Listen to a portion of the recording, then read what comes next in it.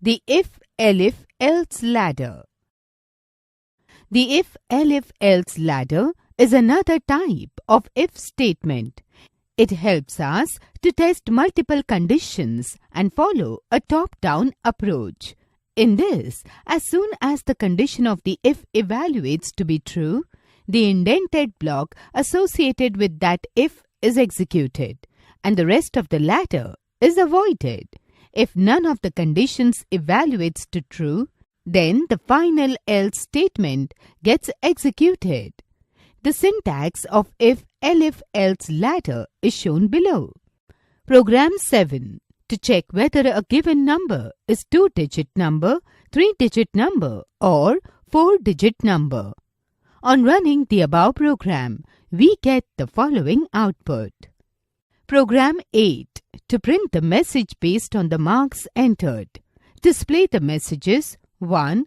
Sorry, you are failed in the exam if the marks are less than 35. 2.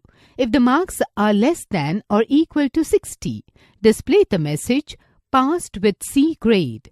If the marks are greater than 60 and less than or equal to 85, display the message passed with B grade. 4. If none of the condition evaluates to true, then display the message passed with A grade. On running the above program, we get the following output. Program 9. A school wants to automate its grading system. The program should calculate a student's grade based on their score. Use the following grading criteria: 1. 90 and above, A. 2. 80 minus 89, B. 3. 70, 79, C. 4. 60 minus 5, below 60, F. On running the above program, we get the following output.